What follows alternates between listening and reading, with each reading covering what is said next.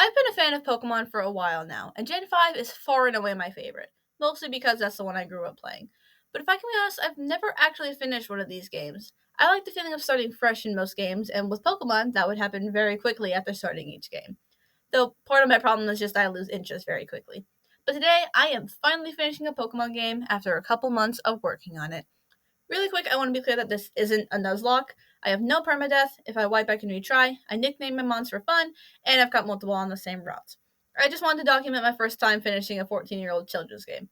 However, I didn't have a lot of revives for the end fights, so you will see me making plays to try to keep my Pokemon from fainting because I don't fully know what's in store for me.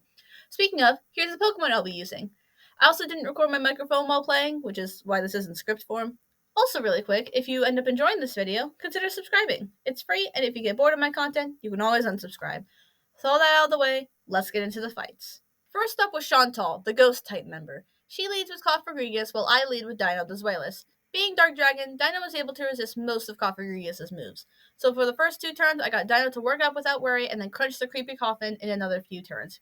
He got burned in the process though, so I swapped to Spigorito, the Superior, for her Golurk, which died to one Leaf Blade.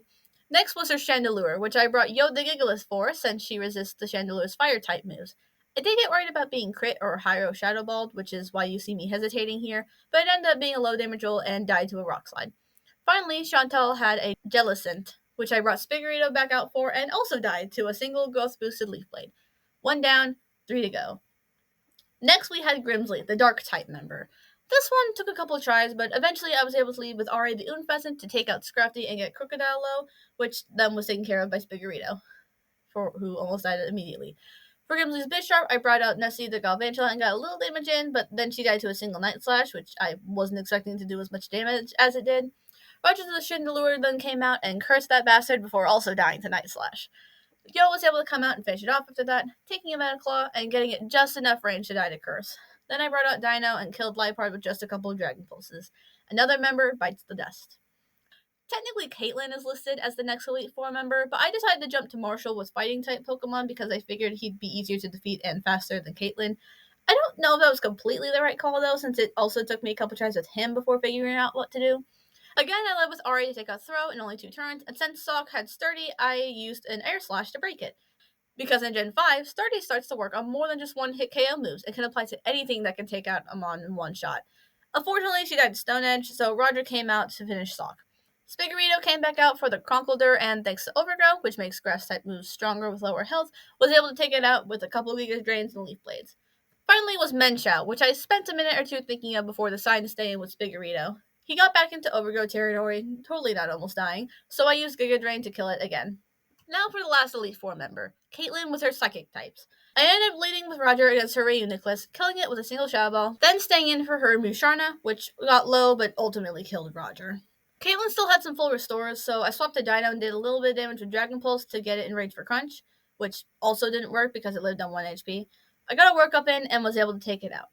If you want to know what Caitlyn decided to throw up against me next, a Sigilif. I cannot tell you how much I hate Sigilif. In Nimbasa City, you fight Ed, who has Route 4 Pokemon, and one of them is a Sigilif.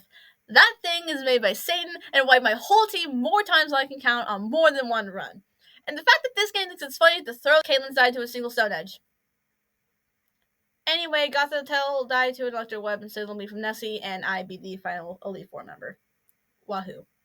Now, if you've played Pokemon Black, you know that you can't just go to the champion for a final fight. You realize that N beat champion out there before you, and now you have to fight him. As I said earlier, N has always been an annoying trainer for me because of his Sigilif, but now it was finally time for me to defeat him. Also, I didn't realize I was able to heal between the Elite Four and N, so I ended up wasting some of my full restores and max potions. So that's great. Also, this happened because of my emulator settings.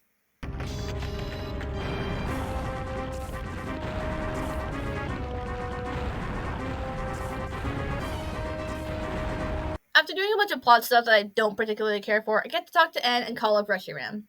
Call up. Can you imagine? Yo, Resh, you gotta come help me with this guy. He's trying to split up people in Pokemon. Well, that's not good. Also, as a side note, Reshiram's design has really grown on me. Zekrom is cool, don't get me wrong, but Reshiram is a lot more elegant in the way it looks. I ended up masterbonding Reshiram and, after heavy consideration, ended up swapping out Ari for it.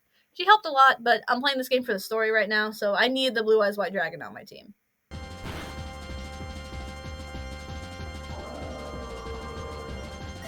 Yeah, so I lose immediately. To be fair, I did get to end final Pokemon with one of mine left, but my Pokemon was Spigorito, and I didn't realize Archeops was a flying type. Part of my problem was also that I didn't realize he had an imposter Zoroark, which caught me by surprise. I didn't record my microphone because I was in my living room and playing, but be aware that I was very shocked when that happened. Anyway, I fought him again, was able to get the end's last Pokemon again, which was Archeops, with 3 Pokemon left this time. Yo immediately got crit by Stone Edge, and when I tried using with Yo, she missed and then died to it. That was not a Yo moment. I figured I'd lose that fight as well, so I just cut my losses and decided to come back another day. That other day ended up being later the same day, literally a few hours later. This time, I ended up being able to take out Zekrom with Reshiram, then swap the Spigorito for the Caracosta, which died to a Ring Out and Leaf Blade. For the Vanilluxe, I swapped to Yo and thought of a pretty decent strategy where it wastes 2 turns picking Hail, because I used Sandstorm for 1, which leaves me some room to kill it with Rock Slide. Next up was Zoroark disguised as King Klang. I decided to bring in Roger to resist the flamethrower I knew I had, and after Shadow Balling without causing much damage, I decided the best thing to do would be to Curse, which didn't work out because Zoroark is faster. Roger did good damage though, and everyone else is still good health-wise.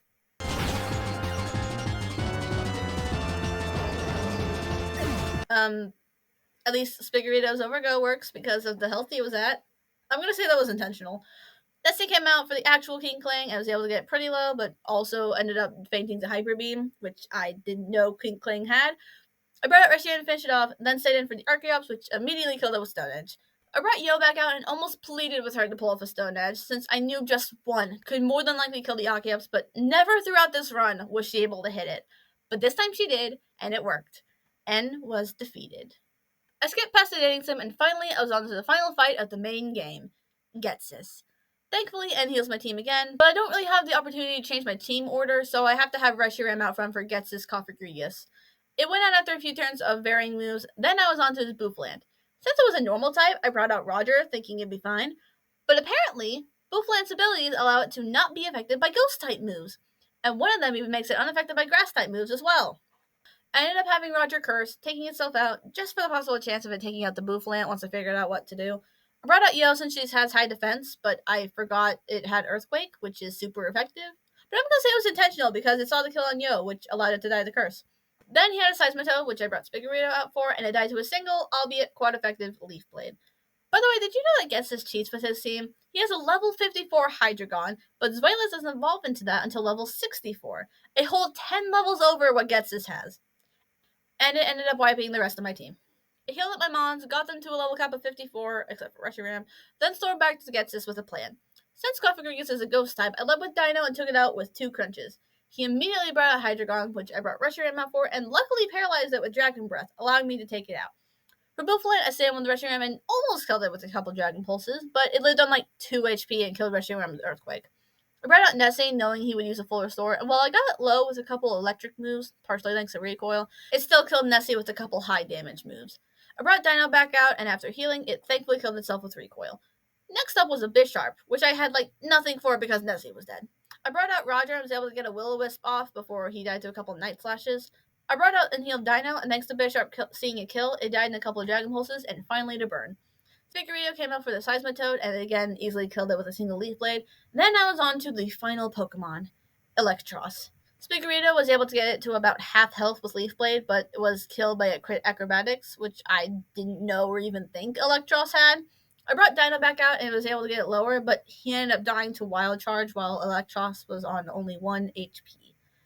However, Wild Charge has Recoil, and the bastard ended up killing itself. And if you didn't notice, I still had Yo at full health in the back. I beat Pokemon Black with only 1 Pokemon remaining, and it wasn't even one I used in the very last fight, but I'm taking it. This is a bit of a different style video than the rest of my content, but I honestly had a lot of fun with it. If you guys like it, then leave a like and let me know in the comments if I should do more.